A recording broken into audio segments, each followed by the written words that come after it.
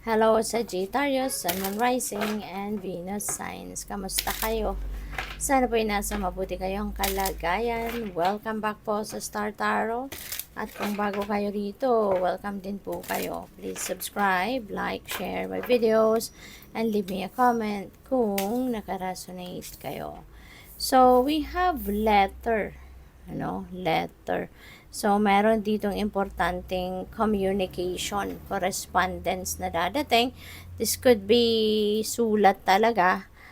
Pwede rin ito na via courier, no? Baka meron kayong mga documents na inaasahan, hinihintay at maaaring ito na dadating na.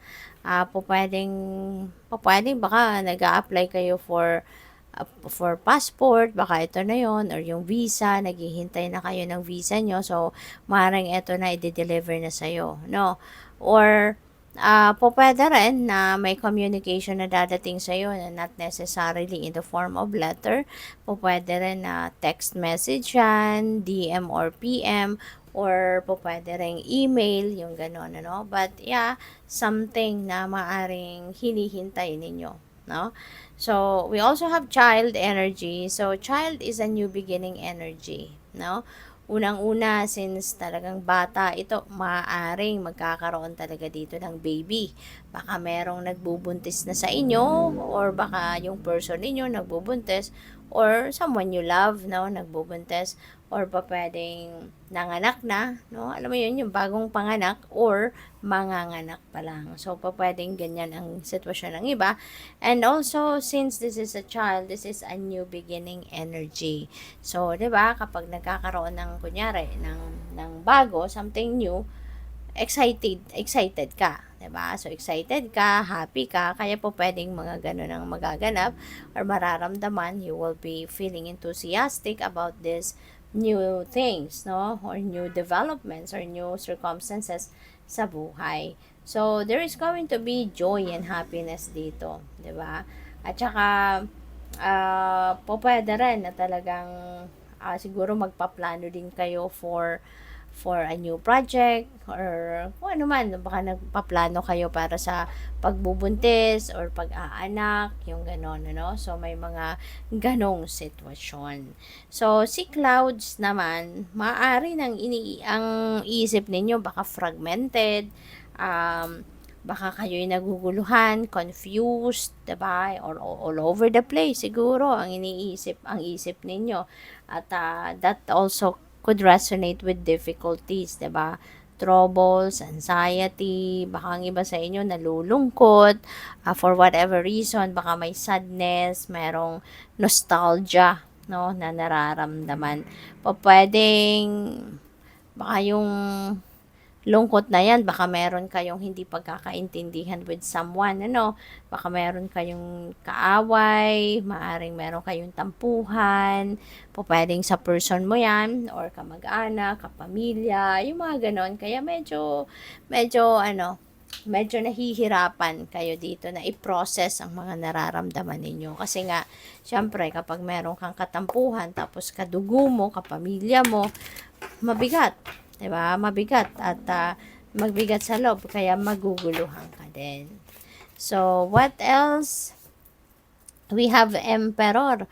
So, this is good kasi si Emperor, this is about organization, this is about stability.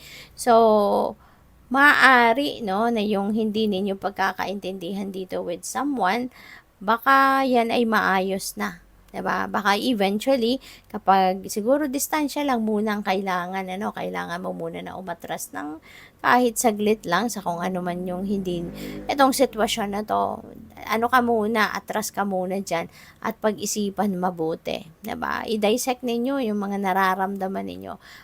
Pag-isipan ano nangyari, bakit dumating kayo sa ganyang sitwasyon para na ma-address mo. 'Di ba? Kung ano man ang magagawa mo on your side, ma-address mo ng tama, magagawan mo ng paraan, 'di ba? Para na magkaayos kayo. So there is organization dito sa feeling ko. Mafi-fix mo din ito, no? And maybe magsisimula ka ng bagong chapter muli sa inyong relationship, kung ano mang klaseng relationship ang meron kayo. And yun, 'Di ba? Mag-a-adjust, merong siguro mas sensitive na kayo sa mga nararamdaman ng bawat isa, yung gano'n at, mas magiging stable na ang inyong relasyon kasi nagkaroon na ng mga ganitong sitwasyon and magiging mas maingat na kayo, 'no? So, this is also about leadership, baka and this is very you, no, Sagittarius. You also have that leadership quality in you. You're a natural born leader, kaya po pwede talaga ng iba sa inyo. May promotion siguro sa ngayon at yung promotion na yan is regarding ang promotion na yan is regarding tawag dito, regarding um, uh, yung pagiging boss, pagiging supervisor, no? Yung mapupunta na kayo sa position of authority. So, we also have the Seven of Voices, no? This is an energy of liar, cheater, and stealer. Kaya maging maingat kayo, no? Sa ngayon, be careful, be cautious of everything. Kasi hindi lahat ng nakangiti sa'yo, yan ay loyal sa'yo. Hindi lahat ng nakangiti sa'yo ay kaibigan mo. Hindi lahat ng nakangiti sa'yo ay magandang intention or um, merong magandang intention or merong magandang anong tawag dito? Merong magandang hangarin sa'yo. 'Diba? Kaya mag-iingat kayo.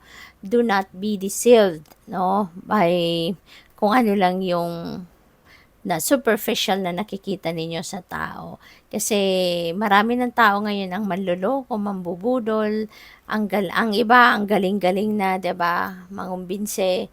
Tapos yung pala, in the end, ikaw ay lolokohin din. Just think of it, no? Kung ang kunyari, 'di ba?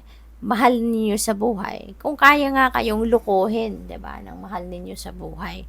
Paano pa kaya yung mga hindi mo kilala, no? Yung bagong kilala mo lang, 'di ba?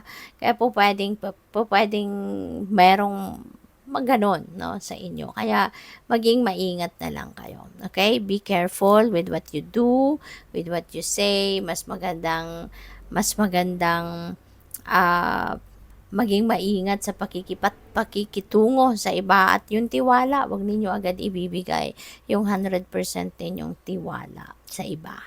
So, maging discerning kayo sa sitwasyon. We have 8 of materials, so masipag kayo, matyaga, no? Sinasabi dito na talagang kayo, hard worker, 'di ba, Sagittarius? So, pwedeng yung diligence ninyo, yung commitment ninyo sa trabaho, yun talagang ipapakita din ninyo sa ngayon. So, maaari na magkakaroon kayo rito ng pwede rin na may pag-aaral, no? Kasi maybe you are also going to focus on um, pag-i-empower ng inyong sarili, 'di ba? Pag-aayos lalo ng inyong pag-aayos lalo ng inyong mga talento, mga skills ninyo, 'di ba? Mas iho-hone ninyo ito, mas ngayon you're going to focus on enhancing your craft, yung mga ganon, no? So, good luck sa'yo. Thank you for watching Love and Light. Namaste.